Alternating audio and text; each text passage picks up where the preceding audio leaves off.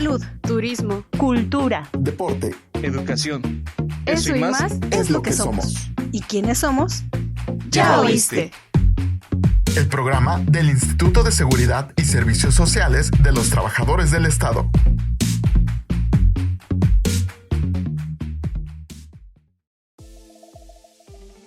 Hola, soy Claudia Mejía y ya es viernes. Estamos en un nuevo episodio. Ustedes no sabían, y nunca se los había comentado, pero detrás de este programa hay mucha gente que nos apoya. Entre ellos está Toño allá atrás en la cabina, que nos ayuda con la producción del programa, y Sandy, que nos ayuda a gestionar a los invitados, y claro, nuestra jefiste que está allá también, Tai. Es todo un equipo que nos ayudan a crear este programa y yo me siento muy orgullosa de este equipo, porque cada uno brindamos lo mejor. Entonces, ese es un dato curioso que no sabían del programa de Ya Oíste. Pero bueno, comencemos con nuestro episodio. Hoy vamos a hablar de algo bien importante para mí, el sueño. Yo amo dormir, ¿no? Una cosa es dormir y otra cosa es descansar y otra cosa es soñar, pero eso también implica mucho en la salud, impacta muchísimo en la salud. Vamos a hablar de los trastornos del sueño, de aquello de que se me subió el muerto, vamos a ver si es cierto o no. Muy bien. Y conmigo está la doctora Cecilia Costa Murillo, ella es neuróloga y viene de la Clínica de Neuropsiquiatría del ISSSTE. ¿Cómo estás? Hola Claudia, muy bien, muy agradecida por esta invitación. No, yo también estoy muy agradecida de que nos acompañes y que nos digas, yo quería empezar con este mito de que se nos subió el muerto, ¿es verdad o no? Bueno, sí, forma parte de este espectro de los trastornos del sueño. Se llama parálisis del sueño y es un padecimiento que algunas personas lo pueden tener y tiene mucha dificultad para poder explicar qué es lo que pasa exactamente con ellos, pero sí tiene que ver con una de sus... no se estructura bien en las fases del sueño y puede provocar una sensación anormal de que alguien se te puede subir y puede causar y ser muy difícil y tener mucho miedo, ¿no? Sí. Cuando pasa esto. Solo es uno de tantos trastornos que hay del sueño. Existen más de 100 trastornos del sueño y uno de ellos es esta sensación anormal de sentir que alguien se sube, por ejemplo, y genera mucho estrés y mucha angustia en las personas. No sabemos claramente qué es lo que sucede exactamente desde el punto de vista fisiológico, pero sabemos que esta condición se puede presentar también. ¿Qué tan importante, como mencionaba al principio, qué tan importante es el sueño para uno? Bueno, el sueño es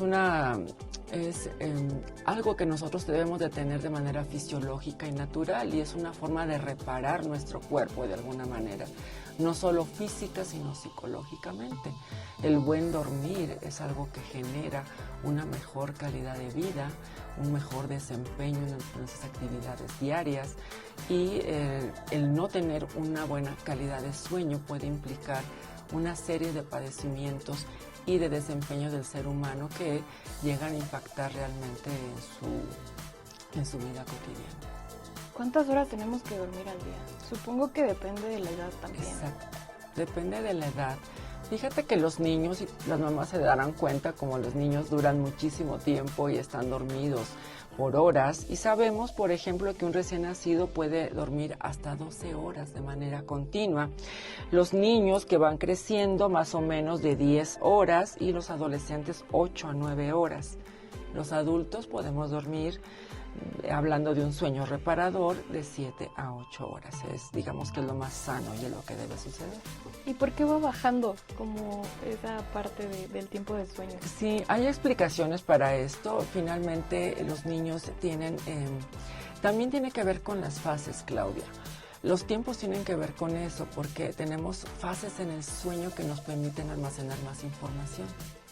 Y esas fases se prolongan más en las etapas infantiles porque se vuelve básicamente una función de almacenaje de información y de nuevos conocimientos.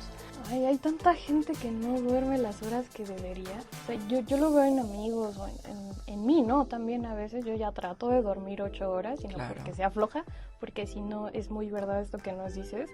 Pero hay tanta gente que obviamente por su rutina de trabajo, de escuela, de hijos, de X, no duermen 4, 5 horas, a veces hasta 3 horas. ¿Qué puede suceder al no dormir las horas que deberías de? Sí, fíjate que precisamente el hablar de sueño es algo súper importante porque realmente a veces no somos tan conscientes de la importancia que tiene el sueño. Y entonces resulta que nuestros hábitos, la forma de nuestro ritmo de vida, nuestras ocupaciones, con el tiempo somos más conscientes de que necesitamos dormir para poder ejecutarlas de mejor manera. Una persona que no duerme bien, como te decía, puede no rendir eficientemente en su trabajo, puede mantenerse con una tendencia a la somnolencia durante el día que le puede provocar un accidente. Y entonces esta importancia cada vez se le da más luz a estos problemas. ¿Por qué? Porque muchas de las enfermedades en la neurología, tú me presentaste como neuróloga y esa es mi especialidad, muchos trastornos neurológicos se acompañan con trastornos de sueño, pero a veces no podemos en una consulta ni siquiera externar esta situación, ¿no? Hablamos de no puedo caminar, me duele aquí, me duele allá, pero cuando hablamos de sueño, la gente generalmente no externa como un problema en los trastornos que tiene al dormir y un 40% en el mundo de personas tiene trastornos de sueño. Y en México un 48%. Ve la cantidad de gente que no tiene calidad para dormir y que aparte ni siquiera es capaz de poder externarlo en una consulta, porque probablemente no considera que sea meritorio de una evaluación. Sí, porque andamos como muy fijados en otro tipo de enfermedades o en otro tipo de condiciones que no sabemos que quizás todo derive del sueño. Puede ser, por supuesto, y lo dices muy bien. Ahora, creo que esto del sueño es como un tema súper amplio porque nos puedes dar recomendaciones, nos puedes decir qué factores pueden influir para que no tengamos un buen descanso, un buen sueño, pero pues a lo que nos truje chencha dicen por ahí, trastornos del sueño. Yo me remonto como a esta parte de que se me subió el muerto, me remonto como a lo más evidente que sale en las películas, el sonambulismo, claro, o la narcolepsia. Sí. Yo aquí te dejo, tú háblanos de estos trastornos. Bueno, quiero decirles que hay clasificaciones también para los trastornos de sueño, que también para los médicos no ha sido tan sencillo porque las clasificaciones cambian. ¿Y para qué sirve una clasificación? Pues para poder acceder a un mejor diagnóstico y a un mejor tratamiento. Entonces existen muchas clasificaciones, pero te puedo decir que tenemos trastornos que están relacionados con las enfermedades, ¿no? Digamos, sabemos que hay trastornos secundarios, o sea, trastornos del sueño que están relacionados con enfermedades de base.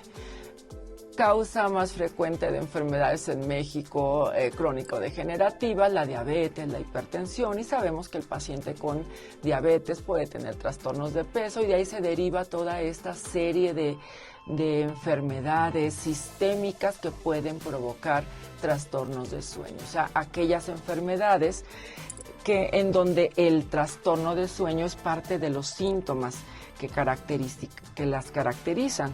Y tenemos enfermedades primarias del sueño o intrínsecas, y la gente conoce, por ejemplo, el insomnio, que es esta dificultad para conciliar o para mantener el sueño, o personas que pueden dormir pero que sienten que no descansan. Ahí se configuraría estas, digamos que padecimientos intrínsecos que tienen que ver con el sueño. Tenemos también estos problemas que tú ya lo decías, las parasomnias, las personas que son sonámbulas, que se levantan en las noches ejecutando actos motores complejos. ¿Qué es esto? Que yo me duermo, pero en cierta fase del sueño soy capaz de tener movimientos como pararme, caminar, abrir una llave. Y hay gente que me ha dicho, doctora, me he sorprendido abriendo la llave para querer bañarme cuando yo tendría que haber estado dormido en una cama, ¿no? Y hasta hay películas y puede ser inclusive una película cómica donde alguien aparece y hace una serie de situaciones que pues parecieran muy chistosas, pero que realmente tienen que ver con trastornos, y las películas intentan recrear lo que sucede con un sonámbulo. Tenemos los terrores nocturnos, las personas que están en una fase de sueño profunda y que empiezan a tener esas ensoñaciones como una sensación de que están viviendo el sueño, y también tienen trastornos de movimiento relacionados con esto.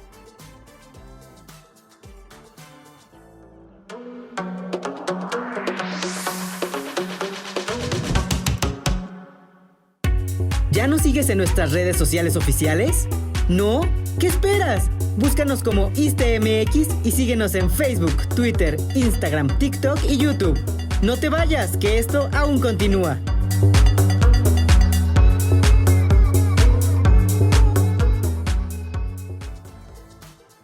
Yo no me hubiera imaginado, porque dijiste algo que me quedó así como de... Cuando duermes, pero sientes que no descansas. Sí. ¿Eso es un trastorno? O sea, Sí, por supuesto. Ahora, la pregunta es, sé que siendo una dificultad para poder dormir y por la importancia que es el dormir, no es normal que te sucedan estos trastornos.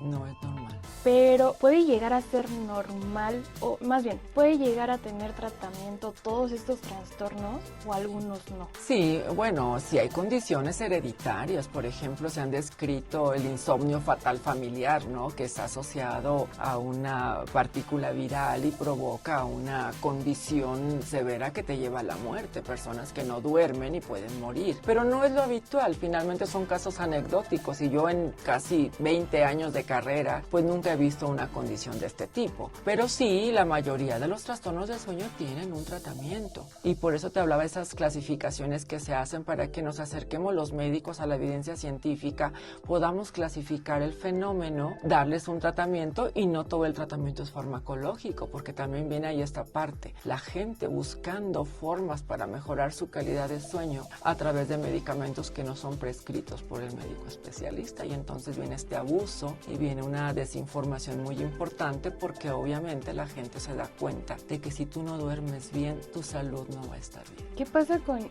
esta parte que llaman, esto que llaman ciclo circadiano? Sí. ¿También influye? Claro, por ejemplo, cuando tú viajas a otra parte del mundo, pues tú tienes un ciclo circadiano, tú tienes una serie de sustancias químicas que son como marcadores que te van diciendo es hora de dormir, es hora de despertar, y se llaman relojes biológicos que tienen que ver con sustancias químicas que nosotros tenemos ya programadas en un cierto ritmo, ¿verdad? Y que se liberan estas sustancias para que puedas tener una condición de despierto o una condición de dormido. Pero ¿qué pasa si viajas a Europa, donde los horarios cambian totalmente? Por supuesto que los ciclos circadianos se alteran, y entonces es cuando necesitas pues cierto apoyo para mejorar tu calidad de sueño cuando viajas, por ejemplo. Claro que sí, nos afecta el viajar en otros horarios, nos afecta modificar estos horarios hasta para despertar, para dormir, para comer, el estrés, el trabajo, todo, Claudia. O sea, el jet lag también es un trastorno del sueño. Es el jet lag un trastorno del sueño.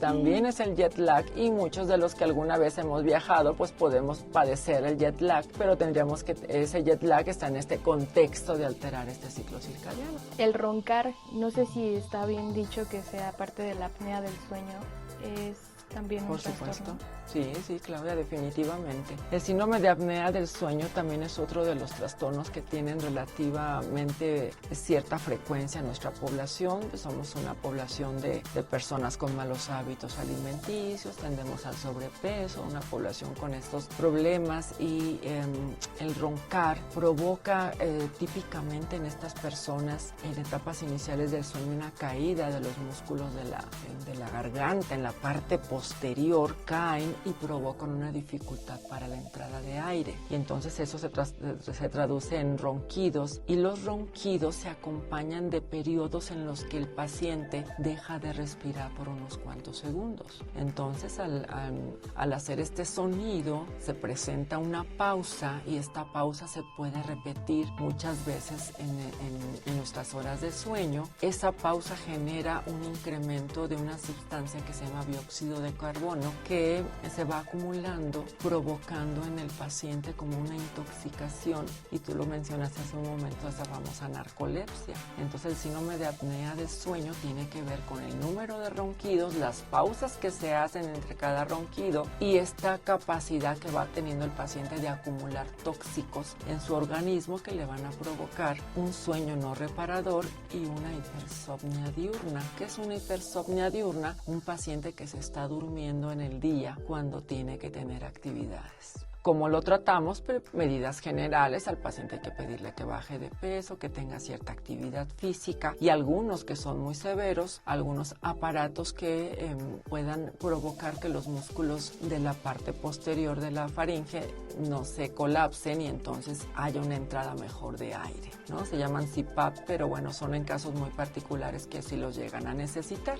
Si uno decide apegarse a un tratamiento para tratar algún trastorno del sueño, también se ven resultados, ¿no? Por supuesto, porque finalmente la medicina es integral, ¿no? Si yo detecto un paciente con un trastorno de sueño y aparte que acude conmigo por una enfermedad neurológica, yo no puedo solo ver el trastorno neurológico, sino tengo que ir más allá. Tengo que ver en qué contexto se está desarrollando el paciente, si está sufriendo de estrés, si tiene sobrepeso, si no tiene un estilo de vida sano. Entonces tenemos que incidir para corregir estos problemas que tienen que ver con sus hábitos para poder ayudarlo a mejorar. Por lo tanto, un paciente que acude refiriendo un trastorno de sueño, es imposible que no hablemos de su dieta, es imposible que no hablemos de si fuma, si no fuma, a qué hora se acuesta a dormir, qué está desayunando, qué está comiendo, cuántas horas dedica a hacer ejercicio. Y entonces el paciente puede ser cada vez más consciente de la importancia de tener un estilo de vida sano que incluya también higiene del sueño. Yo siempre he dicho que la triada perfecta para empezar a mejorar tu salud es alimentarte bien, hacer ejercicio y dormir bien. Así es, Claudia. Creo que son tres cosas muy esenciales que todos deberíamos de hacer, pero que desafortunadamente a veces por la rutina, porque te da flojera, porque es como, ay no quiero, ¿no? No lo hacemos. Ahora quiero hablar como ya entramos a nuestra sección de mitos y realidades. Muy bien. Y ahorita me vino a la mente estos tratamientos que tienen que ser integrales, vigilados por un profesional o por profesionales. ¿Debe de ser así? ¿O hay remedios caseros? ¿O hay remedios que luego salen en la tele de ponle esto en la nariz y ya no va a roncar, ¿no? Y vas a dormir bien. ¿Eso funciona? ¿No funciona? ¿Ayuda? No, debemos de decir que efectivamente debe ser un médico especialista el que lleve la batuta, el que te pueda decir que sí se puede hacer, que no se puede hacer, pero más que remedios caseros, porque sí que te dan el té de tila o no sé, algún té relajante. He visto algunas, digamos, en las redes sociales, en la televisión, en los medios de comunicación, cosas que informan adecuadamente y cosas que desinforman. Se vuelven virales algunos videos donde la gente te dice no puedes dormir, haz esto, ¿no? Y hasta inclusive sugerir medicamentos, que eso es lo que me parece más peligroso. Pero la mayoría de las cosas que yo he visto es la gente que dice tienes que relajarte, respiraciones, puedes entrar inclusive a un video en YouTube y vas a ver videos para relajarte en la noche y dormir mejor, y generalmente pues tienen que ver con esto, ¿no? Esta música suave, tranquila, pero no todo lo que sale allí es beneficioso. Por eso yo siempre he insistido, tienes que ir con un médico, y no importa si ese médico no es especialista. El médico tiene la capacidad de detectar, el médico de primer contacto, si existe un trastorno y canalizarlo, pero mientras eso sucede, puede indicarle al paciente qué es lo mejor que tiene que hacer para mejorar sus hábitos de sueño. Y eso no requiere un medicamento 100%, sino mejorar los hábitos del paciente y hacerlo de manera adecuada.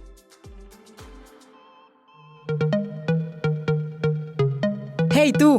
No te muevas, esto aún no termina. Y si te perdiste algún programa, puedes escucharlo en tu streaming favorito. Estamos como Ya Oíste.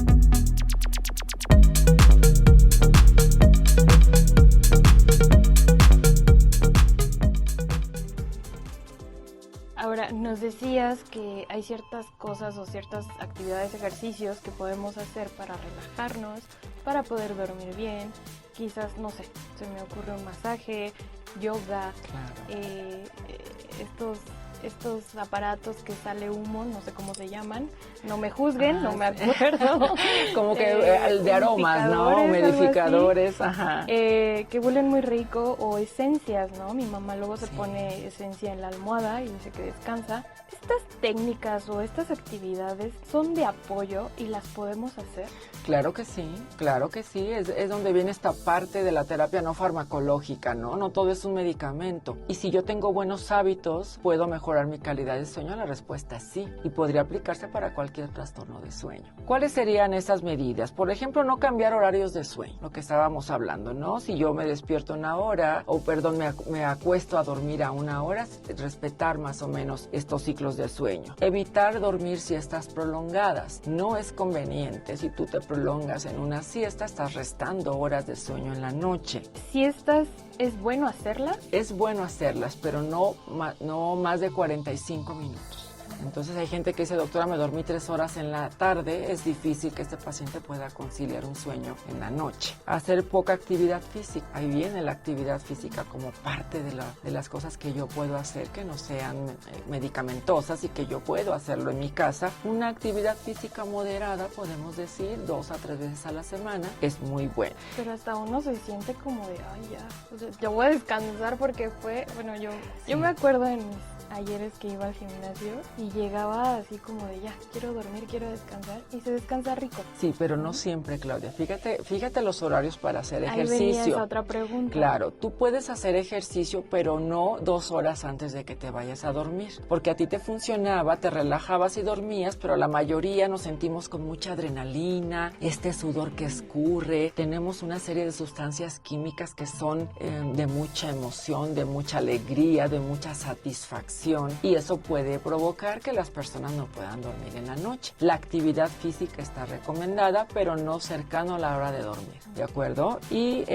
otra de las cosas también son nuestros hábitos. Te decía de la cafeína. Si yo tomo café, tendría que ser por la mañana, si no tengo una contraindicación, porque hay que tomar en cuenta que el paciente hipertenso o que tiene una patología, pues no puede tomar cafeína. Pero si esa la tomo en las horas que van a ser cercanas a dormir, pues va a poder provocar ciertos problemas para conciliar el sueño. El usar, el fumar, el mismo alcohol, tenemos trastornos relacionados con el alcohol para poder conciliar el sueño. Yo conozco muchas gentes que se toman una copa para sentirse relajados y dormir mejor, y eso a la larga puede ser un efecto negativo. Y otro es si yo ceno demasiado fuerte. Los procesos de digestión pueden provocar que yo no tenga un sueño reparador, tenga que despertares continuos a la hora de dormir. Entonces, eso es lo que llamamos higiene del sueño, cosas que puedo hacer y cosas que no puedo hacer. Lo que no puedo hacer es eso, y lo que sí puedo hacer es tener un ambiente agradable en mi recámara, prepararme, hacer como un ritual para dormir, ponerme una pijama que huela rico, este aroma que dices que pone tu mamá en la almohada me parece súper bueno,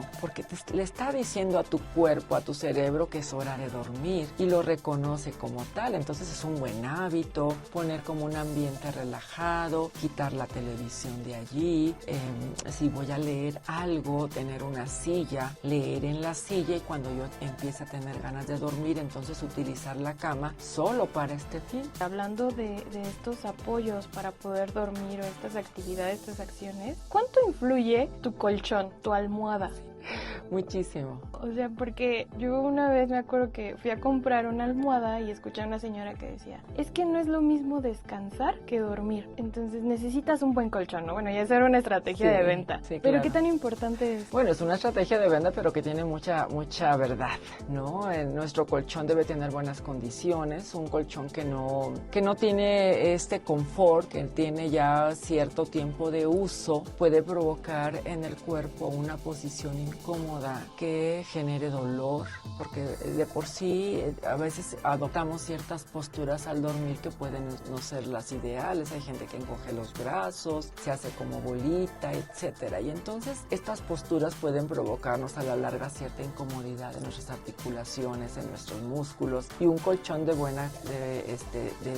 digamos que tenga un uso no tan prolongado, que no esté muy viejo, que no tenga hundimientos, puede mejorar nuestra postura al dormir, ¿no? Una almohada, la angulación de la cabeza es muy importante porque en cierta posición la pared posterior de nuestra garganta, al mejorar la postura, mejora la entrada de aire. Y entonces han salido en el mercado estos como colchones en cuña que ayudan, tienen cierta inclinación que provoca que la garganta no se cierre y disminuyan los ronquidos.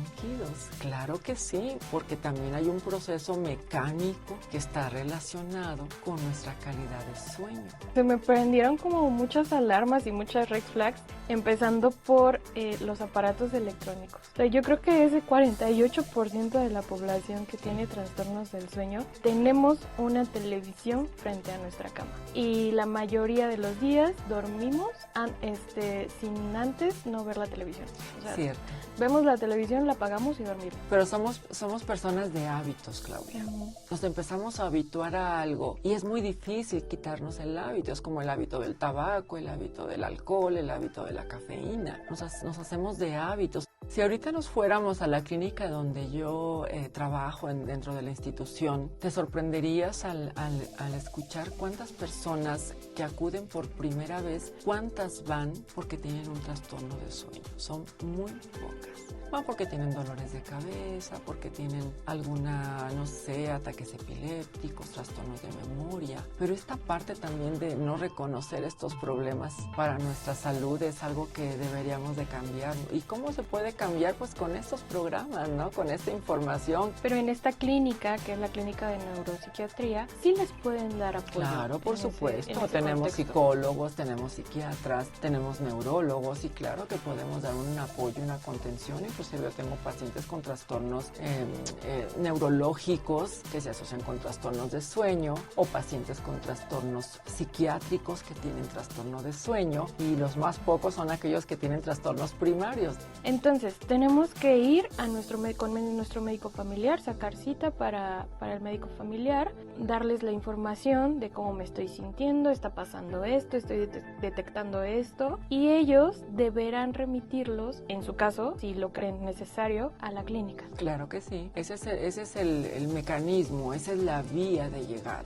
Y como te decía, no solo el médico se encarga de canalizar pacientes, sino también tiene la capacidad de poder ayudarlos mientras esto sucede, porque a veces las citas son prolongadas y el paciente se puede sentir un poquito inquieto y conociendo que hay medidas generales que son altamente exitosas como las que ya comentamos, podemos ayudarlo también. A mí me encantaría hacer un episodio por cada trastorno del sueño. Estaría padrísimo. Muy padre, porque siento que cada uno hay mucha carnita. Claro. Hay más por qué saber y qué descubrir. Hay mucha información y hay, como dices tú, hay muchos mitos en relación a este tipo de trastornos y le damos este carácter místico, sobrenatural que debemos pues empezar a quitar para poder ir a tratarnos y poder resolver esos problemas que al final de cuentas nos van a repercutir en nuestra salud. Claro. También me remonté como a una película de terror donde una niña se levanta Sí, y tiene sonambulismo y dice, no la despiertes así de a golpe, claro. ¿no? Justo por este tipo de cosas sería bueno tener un episodio por cada Sí. trastorno del sueño.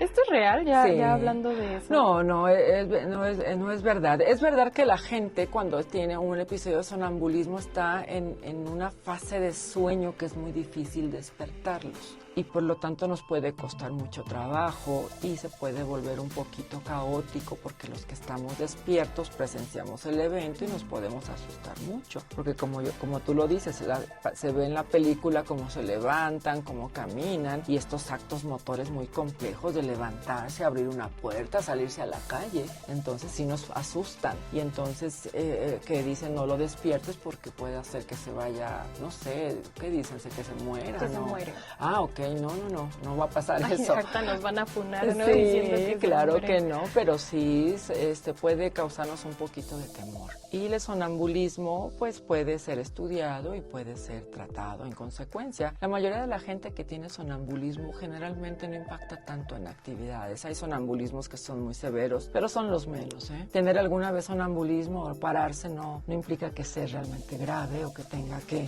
pensar en que hay una situación más allá o delicada. Lograr grave sí es normalizar todos estos banderas rojas o todos estos signos y síntomas que sabemos que tenemos, que sabemos que estamos presentando y los hacemos normales, ¿no? Exacto. Empezando por el insomnio. El insomnio, que es lo más frecuente que puede existir. Si estás escuchando este episodio, es una señal para que vayas al médico Claro. de primera instancia y si él lo requiere necesario, con un especialista Por para supuesto. checar lo del trastorno. Y también hay que decir que hay muchos trastornos del sueño que con medidas generales y situaciones simples pueden mejorar significativamente. No significa que todos tendrán que ir con el especialista si el médico general lo considera necesario o no, pero muchos de ellos con cambios sutiles en nuestro estilo de vida podemos ver una mejoría significativa. Yo dejé de roncar después de que me pusieron brackets. Ok, bueno, pues no sé si yo ronque, no me lo ha dicho mi marido, pero puede hacer que tu mordida, tu mecánica de respiratoria tenga que ver con esto. Y sí, quizás, algo tan sí, sencillo. Porque bajé de peso también, entonces Claro. influyó en lo que estabas Por comentando supuesto, ahorita. por supuesto. Me encantó este programa. Te digo, ojalá podamos hacer uno por cada trastorno del sueño, porque es muy importante. Bueno, para mí siempre ha sido importante el sueño, y repito, no es porque uno sea flojo, sino porque sí, reparas muchas cosas durante el sueño. Entonces, quienes están durmiendo 3, 4 horas, híjole, pónganse a pensar, a meditar, a hacer una introspección y ver que no estás haciendo bien, que no le estás haciendo bien a tu cuerpo, ¿no? Claudia, para mí ha sido un placer y tocar este tema ha sido maravilloso. Yo soy dispuesta para cualquier otra invitación. Le mando un saludo a todo tu auditorio. Me encanta, muchísimas gracias. Y sí, esperamos verte en un próximo episodio. Gracias, Claudia. Ella fue la doctora Cecilia Acosta, yo soy Claudia Mejía, nos vemos en un siguiente episodio. Hasta pronto.